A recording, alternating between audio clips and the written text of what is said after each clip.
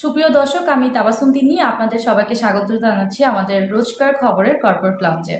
বরাবরের মতো আজকে আমাদের সাথে একজন গুণী অতিথি আছেন, যিনি কর্পোরেট সেক্টরের বিভিন্ন দিকগুলো আমাদের সাথে আলোচনা করবে। আজকে আমাদের সাথে অতিথি হয়ে আছেন দিদারুল হক মিয়া স্যার, যিনি অনেক বেশি এক্সপিরিয়েন্স এবং আমরা আজকে স্যার থেকে অনেক কিছু জানবো। স্যার আছেন এক্সিকিউটিভ ভাইস প্রেসিডেন্ট হিসেবে এবং হেড অফ আইটি হিসেবে লঙ্কা বাংলা ফিন্যান্স পিএলসি তে, এবং তার এক্স যে ব্যাংক ছিল সেখানে তিনি হেড অফ আইটি হিসেবে ছিলেন এনআরবিসি ব্যাংকে এবং ইউনিয়ন ব্যাংকে। আমরা সরাসরি স্যারের কাছে চলে যাব। স্যার, আপনি কেমন আছেন?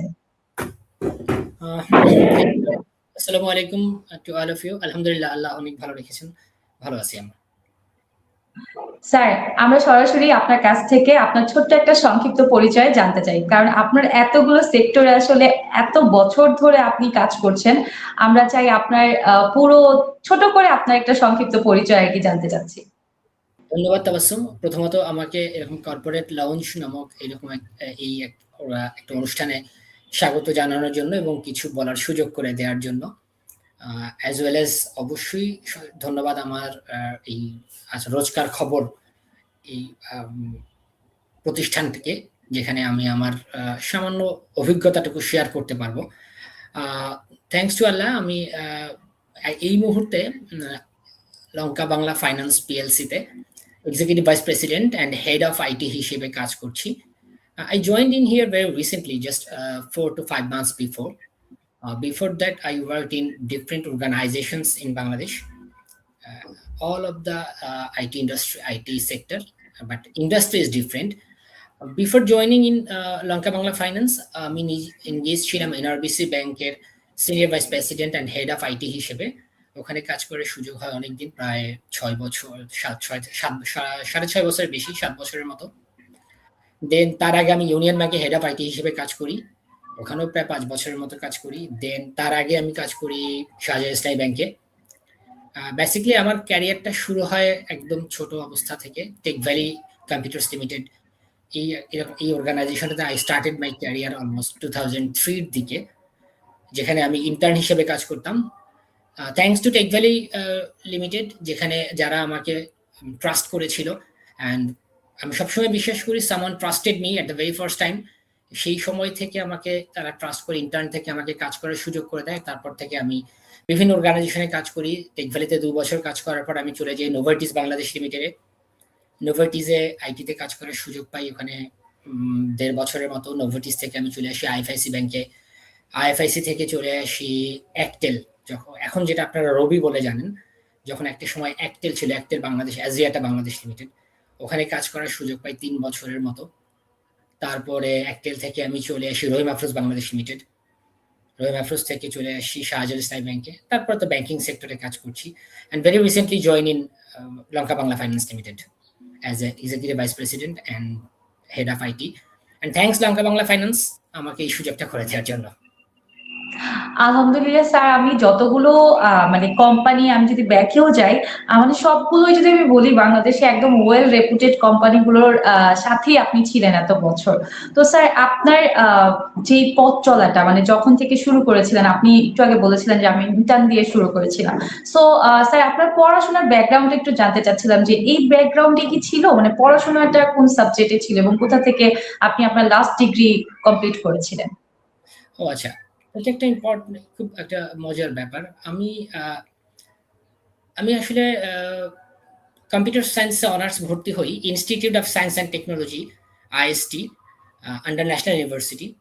তো যখন আমি থার্ড ইয়ারে কাজ করি, তখন থেকেই আমি একটু জবের জন্য, মানে থার্ড ইয়ারে যখন লেখাপড়া করতেছিলাম, থার্ড ইয়ার ফাইনাল পরীক্ষা হয়ে যাওয়ার পরে আমি চেষ্টা করছিলাম কিছু একটা জব সেক্টরে এন্ট্রি করার জন্য। And I started the internship in Tech Valley computers Limited. তখন একটা সময় আমি খুব প্রোগ্রামিং করার জন্য, সফটওয়্যার ডেভেলপমেন্টের জন্য খুব ইন্টারেস্টেড ছিলাম, খুব ভালো ওই দিকটা অনেক কাজ করার চেষ্টা করতাম। তো একটা সময় দেখলাম যে কর্পোরেট সেক্টরে যাওয়ার একটা ভালো অপরচুনিটি আছে বা থাকতে পারে। তো তখন টেক ভ্যালিতে আমি অনেক কিছু শিখতে পারি। I really grateful to take Valley computers Limited, such an organisation, যারা আমি ওখানে কাজ করার সুযোগ পাই ইন্টার্ন হিসেবে, এবং বারবারই আমি বলছি এই কথাটা। ওখানে আমি হাতে কলমে অনেক নতুন নতুন টেকনোলজি নিয়ে কাজ করার সুযোগ পাই। চেষ্টা করছি ওখান থেকে লার্ন করার জন্য। এবং ওই জায়গাটায় তখনকার দিনে আই এম টেলিং অ্যাবাউট 2003 এর দিকের কথা। তখন বাংলাদেশে মাত্র ভিস্যাট, রেডিও লিঙ্ক, নেটওয়ার্কিং, টেকনোলজির একটা রেভলিউশন ঘটছে। ওই সময়টায় যখন আমি কাজ করেছি তখন আমি শুরু করি এবং আস্তে আস্তে নিজেকে ডেভেলপ করার চেষ্টা করি। ডেফিনেটলি ওখানে আমার অনেক কলিগসরা ছিলেন, টিম মেম্বার্সরা ছিলেন, বসরা ছিলেন, টিম লিডাররা ছিলেন। That's a fantastic environment. এরপর আস্তে আস্তে ওখান থেকে শিখে আমি নিজেকে ডেভেলপ করার চেষ্টা করি। আর এডুকেশন যদি বলি আমি, তাহলে বিএসসি অনার্স শেষ করার পরে মাস্টার্স করি কম্পিউটার সায়েন্সে। আলহামদুলিল্লাহ দুটোতেই ফার্স্ট ক্লাস পাই। এবং এরপর থেকে কন্টিনিউয়াসলি আমি আসলে আমার নিজেকে ডেভেলপ করার জন্য লেখাপড়া যা যা করার, আপনি জানেন আইটিতে অনেক রেভুলেশন হয়, প্রতিনিয়ত চেঞ্জেস হয়। এটাকে কোপ করার জন্য, অ্যাডাপ্ট করার জন্য আমি সবসময় প্রফেশনাল ডিগ্রিগুলোর দিকে বেশি নজর দিই। আপনি যদি আমি আলহামদুলিল্লাহ এখন পর্যন্ত আমি অনেকগুলো সার্টিফিকেশন শেষ করতে পেরেছি। ট্রেনিং তো অসংখ্যগুলো করার চেষ্টা করি সবসময়। যেমন আমি সিব্যাপ পাস করেছি, সার্টিফাইড বিজনেস অ্যানালিস্ট প্রফেশনাল, যেটা কানাডার বা যে কোনো ওভারসিসে বিজনেস অ্যানালিস্ট, আইটি থেকে বিজনেস অ্যানালিস্ট হওয়াটা খুব একটু অনেক ভালো কাজ করে টেকনোলজি অ্যান্ড বিজনেসটাকে মিক্স আপ ভাবে রান করানোর জন্য। দেন আমি শেষ PMP certified project management professional, CISA pass করি, আইটিআইএল শেষ করি, আইএসও লিড অডিটর এটা পাস করি। এরপরে এর সঙ্গে অন্যান্য ছোটখাটো যেগুলো মাইক্রোসফটের যে সকল সার্টিফিকেটস, সিসকো সার্টিফিকেশন, এগুলো শেষ করি। কন্টিনিউসলি এভাবে প্রতিনিয়তই সবসময় করতে থাকি। And very recently last 18 months আমি আসলে একটা বড় প্রজেক্ট মানে কোর্স শেষ করতে পারছি আলহামদুলিল্লাহ। ঢাকা ইউনিভার্সিটিতে কম্পিউটার সায়েন্স ডিপার্টমেন্ট থেকে সাইবার সিকিউরিটিতে masters, professional masters in cyber security শুরু করেন। অ্যান্ড আলহামদুলিল্লাহ ওখানেও চান্স পাই। তো ওইটা শেষ করি এই ভেরি রিসেন্টলি। আমার সার্টিফিকেশন অ্যাওয়ার্ড সেরেমনি ছিল জানুয়ারির 3 তারিখে। ওই আমার সার্টিফিকেট ওখান থেকে আমি ভালো রেজাল্ট করে মোটামুটি বের হতে পারছি। এটা আমার একটা এডুকেশনাল ইনস্টিটিউট এবং সবসময় নিজেকে ডেভেলপ করার একটা প্ল্যান রাখি। এখন এরপরে হয়তো দেখি আরো কিছু করার প্ল্যান আছে। Let's see. আলহামদুলিল্লাহ স্যার, আপনার মানে সামনে আরো অনেক কিছু করবেন আমরাও আশা করি। স্যার, আপনার বর্তমানে যেই মানে আপনি যখন শুরু করেছিলেন একদম বললেন যে আপনার যে ফার্স্ট প্রতিষ্ঠান, সেখান থেকে তো শুরু করেছিলেন আপনার ইন্টার্ন। সো ওখান থেকে শুরু করা আর এখন যেখানে বর্তমানে আছেন, এই সময়টাতে আপনার এক্সপিরিয়েন্স কেমন ছিল বা জার্নিটা কেমন ছিল? মানে তখনকার সময় আর এখন সময় আপনি নিজেকে কিভাবে দেখছেন এই সময়গুলোতে? ডেফিনেটলি এটা একটা চেঞ্জ তো বটেই। মানে in a single line you can tell that it's a change world. World is changing, technology is fast moving. আমরা আসলে দুইটা science, medical science and computer science, মানে ইনফরমেশন টেকনোলজি সেক্টরটা খুবই চেঞ্জেবল, চেঞ্জ হচ্ছে। তো তার মধ্যে আমার কাছে মনে হয় যে ইয়েস, এই টেকনোলজি সায়েন্স, টেকনোলজিটা বা কম্পিউটার সায়েন্স বা ইনফরমেশন টেকনোলজি সেক্টরটা প্রচুর চেঞ্জেস হচ্ছে। তো if I look back my starting of the journey, আমি যখন ইন্টার্ন হিসেবে জয়েন করি তখন আমরা অনেক কিছু ম্যানুয়ালি করতাম, অনেক নিজ হাতে কাজ করতে হয়েছে। এবং আমার খুব এক্সপেরিয়েন্স ছিল যে একদম আমি নিজেকে শুরু করেছিলাম একদম কেবল টান মানে লে করা থেকে শুরু করে কাজ করার সুযোগ পাইছিলাম। যখন বাংলাদেশে ফাইবার অপটিক্স আসে, ফাইবার অপটিক্সকে আমরা হাতে কেটে স্লাইসিং করে লাগানোর সুযোগ পেয়েছিলাম, আমরা দেখতাম। আর এখন তো স্লাইসিং করা খুব ইজি একটা ব্যাপার, একটা মেশিন চলে, স্লাইসিং মেশিন আমরা বলি। ওই মেশিনটাতে দিয়ে একটা হিট টেম্পারেচার জেনারেট করে যায়। ইটস ভেরি মানে এক্সাইটিং। ওই সময়টা আমরা এগুলো ভিস্যাট কনফিগারেশন করার সুযোগ পেয়েছিলাম, কিভাবে স্পেকট্রো অ্যানালাইজার দিয়ে স্যাটেলাইটের সঙ্গে কমিউনিকেশন করে রেডিও ফ্রিকোয়েন্সির মাধ্যমে সিগন্যালকে পাস করানো হয়। That was a great opportunity for me আমি বলবো। আর এখন অবশ্য আরো বেশি সুযোগ চলে আসছে, আরো অনেক বেশি কাজ করা যায় অটোমেটেড ওয়েতে, ডিজিটাল ওয়েতে। অনেক মানে আমি বলবো যে এআই এর যুগ চলে আসছে, মেশিন লার্নিং এর যুগ চলে আসছে। এই মেশিন লার্নিং এবং আর্টিফিশিয়াল ইন্টেলিজেন্সকে ইউজ করে, ইউটিলাইজ করে আমি বিশ্বাস করি আমাদের পরবর্তী জেনারেশন বা আমরা যারা, আমি বলবো না যে আমাদের পরবর্তী, আমাদেরও আরো অনেক কিছু করার সুযোগ আছে অটোমেটেড ডেটা সায়েন্স। এবং আমি যদি বলি যে বিজনেসের ক্ষেত্রে টেকনোলজিটাকে মিক্স আপ করে এআই এবং মেশিন লার্নিংকে ইউজ করে ডেটা সায়েন্সকে বা ডিসিশন ড্রিভেন টেকনোলজি ইউজ করা, যেটাকে মুহূর্তের মধ্যে বিজনেসকে খুব ভালো ডাইভার্সিফিকেশন দিতে পারে, এখানে এই জায়গাটা যাওয়ার অনেক সুযোগ আছে আর কি, এবং অলরেডি আমরা করছি। এবং ফর ইউর কাইন্ড ইনফরমেশন, বাংলাদেশে এরকম প্রচুর কাজ হচ্ছে। আমি পার্সোনালি অনেক ভালো ভালো প্রজেক্টের সঙ্গে কাজ করার সুযোগ পাই, বা নিজেকে জড়িত রেখে অনেক লাকি ফিল করি যে আমরা এখন দেখতে পাচ্ছি কত যে ভালো ভালো টেকনোলজি এবং প্রসেস, প্রসিডিওর এবং business oriented decision making driven tools তৈরি হচ্ছে বাংলাদেশি, এবং বাংলাদেশে আমরা অনেক অনেক কিছু করার সুযোগ পাচ্ছি। দ্যাটস এ গ্রেট রেভেলেশন আমি বলবো। আপনার রেস ধরেই আমি বলবো যে এখন তো আসলে স্যার ডিজিটালাইজেশন অনেক বেশি চলে আসছে আগের ম্যানুয়াল জায়গাগুলো থেকে, যেটা আপনিও বলেছিলেন যে অপটিক্যাল ফাইবার থেকে আপনি হাতে কেটে কেটে করেছেন, এখন হয়তো অনেক বেশি সিস্টেম অ্যানালাইজ হয়েছে বা ডেভেলপ হয়েছে।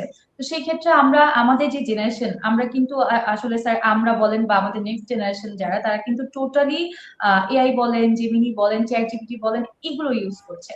সো তখনকার সময় আর এখনকার সময় কিন্তু এই জিনিসটা অনেকে নেগেটিভও নিচ্ছে আবার পজিটিভও নিচ্ছে। তো আপনার মতে এটা আপনি কিভাবে দেখছেন? না, এটা খুব ভালো একটা দিক, এটা ভালো একটা দিক। আমরা যে আগে আমরা যেমন যে কোনো একটা, আমি একটা এক্সাম্পল দিতে পারি যে একটা রিপোর্ট লেখার জন্য আমাদেরকে যে পরিমাণ কষ্ট করতে হতো, আমাদেরকে আগে প্রচুর ডেটা খুঁজতে হতো। আমার মনে আছে আমার থিসিস পেপারটাকে লেখার জন্য আমি বিভিন্ন জায়গায় গিয়েছি, বইটা টিচারদের সঙ্গে যোগাযোগ করছি, ঢাকা ইউনিভার্সিটি টিচারদের সঙ্গে যোগাযোগ করছি, আমার টিচারের সঙ্গে বসছি, আমাকে ডেটা কালেক্ট করতে হয়েছে বিভিন্ন জায়গা থেকে, সোর্সগুলোকে আবার লিখতে হয়েছে। কখনো কখনো কোনো সময় কেউ সোর্স আবার ডিসক্লোজ করতে চায় না, সেটা আবার হিডেন রাখতে হয়। তারপরে এগুলোকে আবার ভেরিফিকেশন করা, অ্যাকুমুলেট করা, একটা সিঙ্গেল প্ল্যাটফর্মে নিয়ে সেটা রিপোর্ট আকারে পাবলিশ করা, এইটা করতে আমার যে পরিমাণ কষ্ট হয়েছে, ইভেন এই এআই মেশিন লার্নিং এর যুগের আগেও যে অবস্থাটা ছিল, একটু টাফ ছিল। টাফ মানে একটু লেগে থাকতে হতো, কষ্ট করতে হতো। বাট রাইট নাও এই টেকনোলজির, অ্যাডভান্স টেকনোলজিকে ইউজ করে এবং এখানে অনেক বেশি, অনেক কম সময়ে অনেক ভালো কিছু আউটপুট দেওয়া সম্ভব বলে আমার মনে হয়।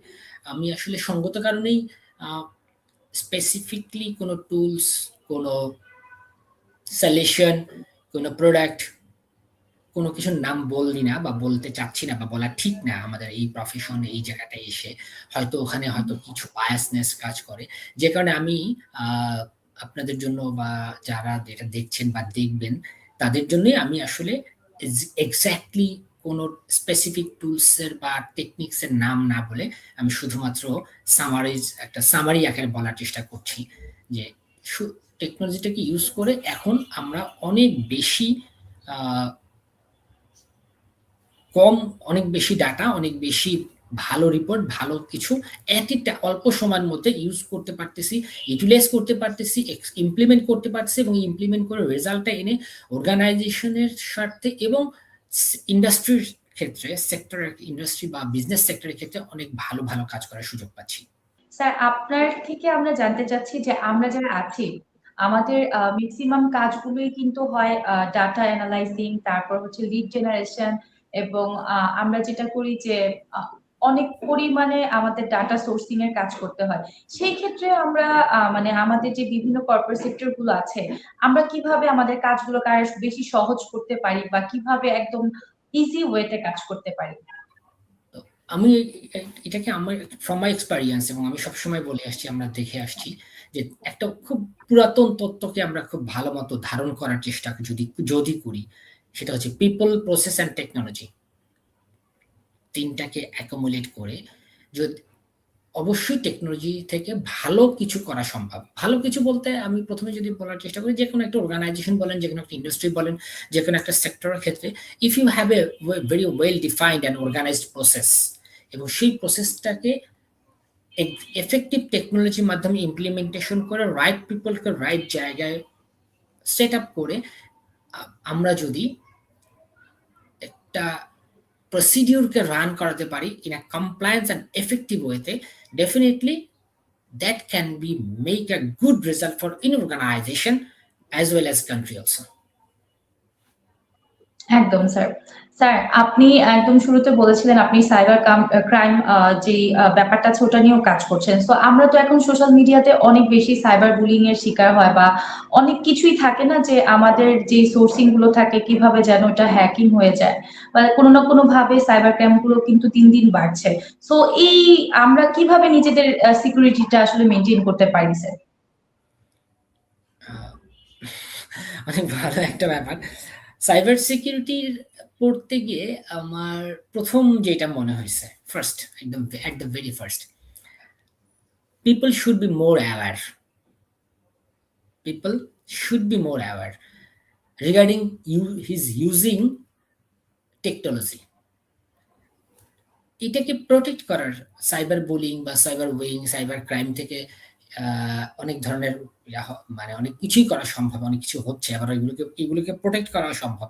But to to some extent আমরা সবাই জানি, আমরা এটা প্রথমেই শিখে আসছি, 60 to 70% সম্ভব যদি আমরা একদম ওয়েল অ্যাওয়ার হই এবং কি কি করা উচিত, what to do and what should not do, এইগুলো সম্পর্কে যদি আমরা অ্যাওয়ার হই, ইউজাররাই কিন্তু নিজেরা নিজেদেরকে অনেক বেশি প্রোটেক্ট করতে পারে rather than using of technology. Definitely আমি অ্যাড করব, এর পরেও কিন্তু টেকনোলজিকে ইউজ করে প্রোটেক্ট করা সম্ভব বা প্রসেস সেফ থাকা সম্ভব। কিন্তু যেই আপনি যে ক্রাইমগুলোর কথা বলছেন, সেই ক্রাইমগুলো আমরা বাংলাদেশে বা দেশের বাইরের বেশ কিছু কেসে স্টাডি করে, আমরা যেহেতু মাস্টার্স লেভেলে লেখাপড়া করে এসেছি এবং ইউনিভার্সিটি অফ ঢাকা থেকে সার্টিফিকেশনের জন্য আমাদের অনেক ধরনের অ্যাব্রড টাইপের কেস স্টাডি করতে হয়, থিসিস জমা দিতে হয়। তো ওখানে আমরা দেখেছি যেটা, যে ম্যাক্সিমাম সাইবার ক্রাইমগুলো হয় আসলে মানুষের গ্রিডিনেস থেকে বা অসাধু উপায়কে চরিতার্থ করার জন্য, আমি যদি একদম বাংলা ভাষায় বলি। তো নৈতিকতা একটা বড় ব্যাপার। এই যে জায়গাগুলো যদি ঠিক থাকে এবং অবশ্যই যদি প্রপার ইউটিলাইজেশন হয়, সাইবার সোশ্যাল মিডিয়া বলেন, টেকনোলজি বলেন, এইগুলোকে প্রপার ইউজ হলে এটা সম্ভব। ফর এক্সাম্পল, আমি একটা ছোট্ট একটা এক্সাম্পল, আমরা সাধারণত কোনো একটা রিসোর্টে যাই, হলিডেতে ভ্যাকেশনে যাই, যে কোনো জায়গায় গিয়ে আমরা প্রথমেই বলি, ভাই আপনার ওয়াইফাই পাসওয়ার্ডটা দেন। আমরা ফিল করি যে আমরা যেহেতু হোটেলে, ট্রেনে বা ট্রেন স্টেশনে বা অন্য কোথাও বসে আছি, তো ঠিক আছে, একটা ফ্রি ওয়াইফাই পাচ্ছি, I can utilise that, I can use that. No, it should not be. It should never be done by any, আমি বলবো যে এনি কশাস ইউজার। কারণ আপনার কয় টাকা খরচ হয় মোবাইলে ডেটা ইউজ করতে? আজকাল অনেক সস্তা হয়ে গেছে, কিন্তু আপনি জানেন না ওই জায়গায় আপনার কোন কোন জায়গায় কি কি ফাঁক পাতা আছে, কোন কোন কিভাবে আমরা আমি একটা ওয়ার্ড ইউজ করতে পারি, হানিপট। অনেকেই হয়তো শুনে থাকবেন বা জানি না, হানিপট একটা কাজের মতো, যেখান থেকে আমরা কোথায় হানিপট সেট করা আছে, কোথায় আমার কোন মোবাইলের কোন টেকনোলজি কোন পোর্ট ওপেন করা আছে, কোন পোর্ট বন্ধ আছে, উই ডোন্ট নো এনিথিং। যারা আমাকে এই ওয়াইফাই ইউজ করতে দিচ্ছে তাদের কতগুলো পোর্ট খালি আছে, তারা আমার গতিবিধিগুলো কিভাবে চেক আউট করতেছে, কিভাবে রেকর্ড করতেছে, I don't know anything. Better, আমি এতদিন আমরা সবাই আজকাল মোবাইলে ইউজ করি, ইন্টারনেট ইউজ করি, এবং টেলিকমিউনিকেশন কোম্পানিগুলো বেশ ভালো ধরনের প্রোটেকশন দিয়েই একটা করে আমার বিশ্বাস, আমি যেহেতু টেলকোতে অনেকদিন কাজ করে আসছি, so I know that very well. Considering that, আমাদের এই জায়গাগুলো থেকে যদি আমি যদি ফ্রি ওয়াইফাইটা চাই, আমি যদি আমার নিজের সিকিউরড ওয়াইফাইটা ইউজ করি, that will be very much effective. এটা হলো এক নাম্বার একটা পয়েন্ট। 2 নাম্বার পয়েন্ট হচ্ছে আমরা মাঝে মাঝেই অফিস বা কর্পোরেট লেভেলে কাজ বাসায় বসে করি, যদিও এটা অনেক সময় ওভারলোড হোক বা দায়িত্ব থেকে হোক, যে কোনো কারণে হোক কাজটা করি, কিন্তু এটাকে যদি আমরা একটা সিকিউর ভিপিএন এর মাধ্যমে কাজ করার চেষ্টা করি, আজকাল সবাই আমরা জানি একটা ভিপিএন কি, how can use the VPN, and most of the organisations ইউজারদেরকে বাসায় কাজ করার জন্য certified and licensed VPN use করে, পেইড ভিপিএন ইউজ করে। সো এগুলো ইউজ করলে আমার সাইবার ক্রাইমের মাত্রাটা অনেক কমে আসে এবং অপরচুনিটিটাও কমে যায়। এবং আমরা যদি একটু অ্যাওয়ারনেস হয়ে এই জিনিসগুলো ইউজ করি, আই স্ট্রংলি বিলিভ এই ধরনের জিনিসগুলো থেকে বের হয়ে আসবে। অ্যাডিং উইথ দিস, আমরা কিছু ফরেন্সিক অ্যানালাইসিস করে দেখতে পারছি যে কিছু কেয়ারলেস ইউজারের জন্য একটা পুরো নেটওয়ার্ক কিভাবে এফেক্টেড হতে পারে। একটা আমি সঙ্গত কারণে আমি আবারও বলছি সঙ্গত কারণেই এটা আমাদের পলিসির মধ্যেই বা ইসের মধ্যেই করে না, পলিসির মধ্যেই পড়ে না যে পুরো স্পেসিফিক টুলস টেকনিককে টার্গেট করে কথা বলা বা কোনো কিছু করা। তো ওই জন্য আমি সভাপতি নাম মেনশন না করে যেটা ওভারঅল ভাবে বলতে পারি যে কোনো অবস্থাতেই একজন নেটওয়ার্ক কেয়ারলেস ইউজার উনি যদি নেটওয়ার্কের কোনো একটা আনডিফাইন্ড বা আনলাইসেন্সড কোনো কিছু ইউজ করেন, এটা অন্যদের উপর অনেক এফেক্ট পড়তে পারে এবং যে কোনো সময় সেটা এফেক্টেড হতে পারে। এবং আমরা সিকিউরিটি নিয়ে যারা তাদের অনেক বেশি স্ট্রং হচ্ছে যারা সিকিউরিটি ব্রিচ করে ঢুকে, মানে হ্যাকাররা। So they are much updated এবং প্রতিনিয়ত তারা এমন লেভেলে চলে যায়। সো এবং সিকিউরিটি কোম্পানিগুলো মাঝে মাঝে খুব বলে যে আমরা তারা নিজেরাও খুব কনফিউজ হয়ে যায়। আর সবসময় মনে হয় security, cyber security is endless journey. Endless জার্নিটাকে সবচেয়ে বেশি প্রোটেক্ট করার উপায় হচ্ছে কেয়ারফুল ইউজারদের carefulness. Thank you. Sir, it was very helpful for us. মানে আমরা অনেক কিছু জানতাম না যেটা আপনার থেকে জানলাম, এবং আমরা কিন্তু এই ভুলটা সবাই করি। এখন দেখা যায় যে আমরা কোনো বাসায় বেড়াতে গেলেও কিন্তু বলি যে আপনার পাসওয়ার্ডটা দেন, বা রেস্টুরেন্টে গেলে। সো আমার মনে হয় এটা যারা দেখছে, আমাদের এই ভিডিওটা যারা দেখবে পরে, বা আপনার আমাদের প্রোগ্রামটা যারা দেখছে, এটা সবার জন্য একটা মেসেজ থাকবে, অনেক অ্যালার্মিং একটা মেসেজ, যে আমাদের আসলেই নিজেদের থেকে অনেক বেশি অ্যাওয়ার হতে হবে। So thank you sir. Sir, আপনি তো আসলে অনেক দিন যাবত কাজ করছেন, নিশ্চয়ই একটা টিম বন্ডিং বা একটা টিম ম্যানেজমেন্ট নিয়ে আপনাকে কাজ করতে হয়। সো আপনার ক্ষেত্রে কর্পোরেট সেক্টরে এই টিম মেম্বার এবং টিম ওয়ার্ক, এটা আসলে কিভাবে কাজ করেছে এবং এটাকে আপনি কিভাবে দেখছেন? খুব ভালো একটা কোশ্চেন। কর্পোরেট সেক্টরে যারা কাজ করেন তাদের জন্য খুবই একটা রিলেভেন্ট টপিকস। সি এটা আমি আমার পার্সোনাল লাইফ থেকে বলি। আমি যেটা দেখেছি যে কর্পোরেট লেভেলে if you look at not only in Bangladesh, in across the country, across the world, সব জায়গাতেই, সব ইন্ডাস্ট্রিতেই, সব অর্গানাইজেশনেই একটা টিম থাকে যার সঙ্গে একজন এমপ্লয়ি কাজ করে, বা একটা সুপারভাইজার থাকে, টিম লিডার থাকে, তার উপরে বস থাকে।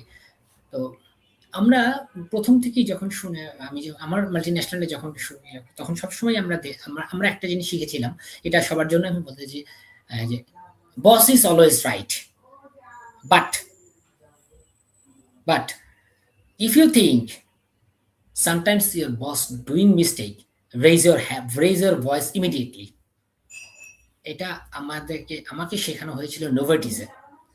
once I did my job in Novartis। যে তখন এখন কোশ্চেনটা হচ্ছে, এটা হলো বসের ক্ষেত্রে। আর আপনি যেটা কোশ্চেনটা করছেন যে টিমের মধ্যে একটা অবশ্যই একটা কর্পোরেটের টিম থাকে। আমি যেমন একটা টিম লিড করছি, তো আমি আমার এক্সপেরিয়েন্স থেকে বলতে পারি আমি নিজেকে কখনো টিম লিডার হিসেবে ফিল করি না।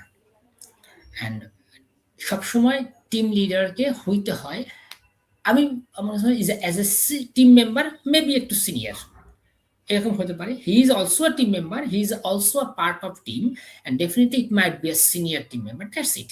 অ্যান্ড প্রত্যেকটা কাজ নিজের টিম মেম্বারদের সঙ্গে বসে প্রত্যেকের মতামত নিয়ে একটা হতে পারে একটা ছোট ডিসকাশন, হতে পারে একটা 10 মিনিট একটা এক্সট্রা মিটিং সেশন, এটা করে সবার মতামতটা নিয়ে সবার সাথে শেয়ার করে সবার দেন একটা কাজ করা যেতে পারে। হ্যাঁ, এটা ঠিক যে সবার মতামত নিতে গেলে আবার সব কাজ শেষও করা যায় না, বাট ইফ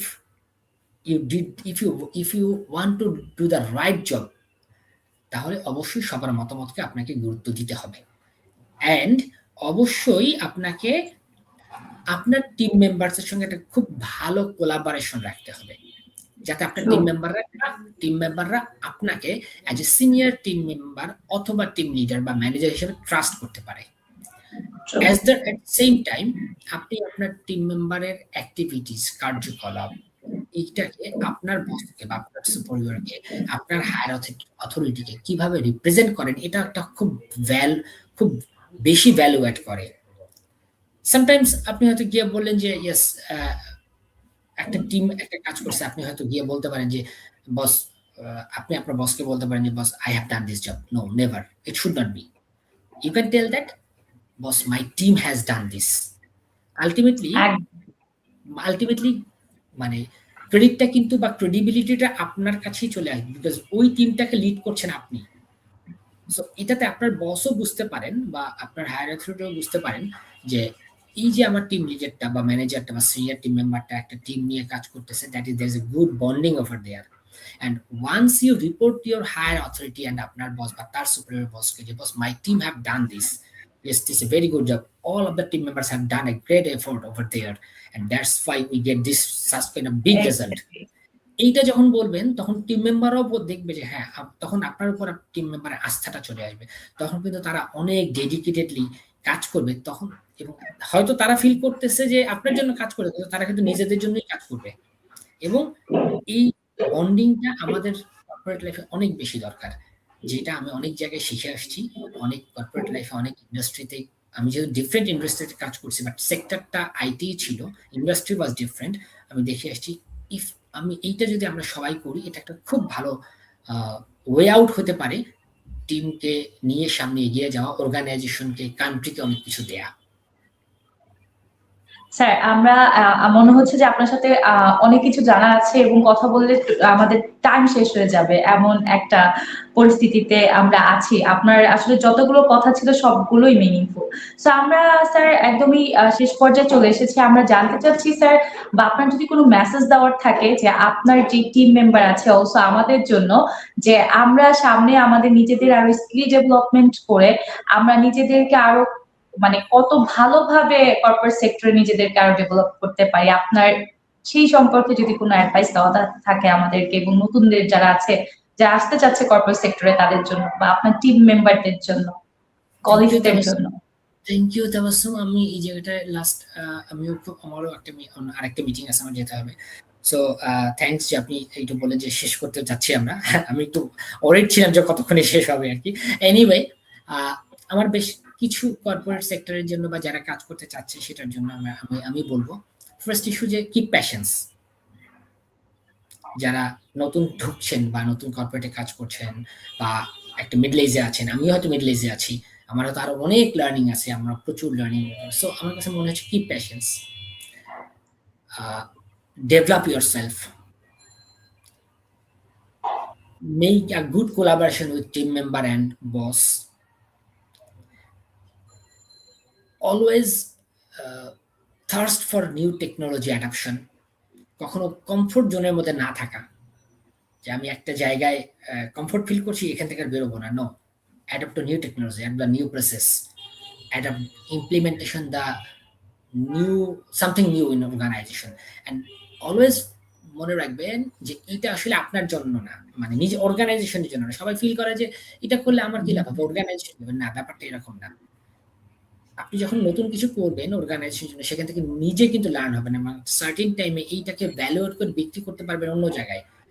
সো আপনি একটা এক্সাম্পল, আপনি হয়তো একটা জায়গায় 2 বছর কাজ করছেন, তৃতীয় বছরে গিয়ে আপনি একটা নতুন জায়গায় ইন্টারভিউ দিতে গিয়ে তখন বলতে পারবেন যে yes, I have in that organisation I have done this, এবং ওই জায়গাটা আমার একটা কন্ট্রিবিউশন ছিল। সবাই কিন্তু এটাই শুনতে চায়, বিকজ 5 to 10 মিনিটস এর একটা ইন্টারভিউতে পিপল ক্যানট জাজ very well you what is happening. তারা শুনতে চায় তা প্রিভিয়াস অর্গানাইজেশনে বা আপনার স্টুডেন্ট লাইফে বা আপনি অ্যাজ এ ফ্রেশার্স আপনার ড্রিম কি, ভিশন কি, what have you done. So definitely you have be visionary, you have to have a visionary. একদম। অবশ্যই অবশ্যই হাম্বলনেস, এটা খুব দরকার, এবং অবশ্যই প্রতিনিয়ত নিজেকে ডেভেলপ করা। Don't forget about everything. What is people telling? What is people fingering? What is figuring out to other people regarding you? Forget everything. Just develop yourself at every time. Thank you very much.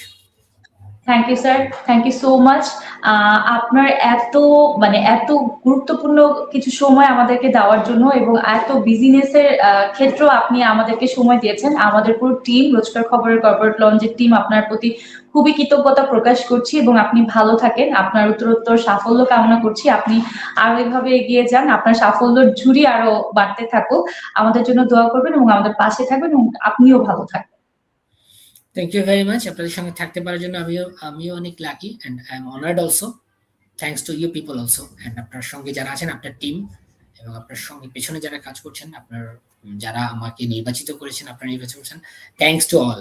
ভালো থাকবেন। আসসালামু আলাইকুম। So kind of you, sir, ভালো থাকবেন, take care, আল্লাহ হাফেজ। দর্শক, প্রতি সপ্তাহে আমরা এমন কিছু গুণী ব্যক্তিত্ব নিয়ে হাজির হয়ে যাব আপনাদের মাঝে। সে পর্যন্ত ভালো থাকুন, সুস্থ থাকুন এবং চোখ রাখুন রোজকার খবরের কর্পোরেট লাউঞ্জে। আল্লাহ হাফেজ।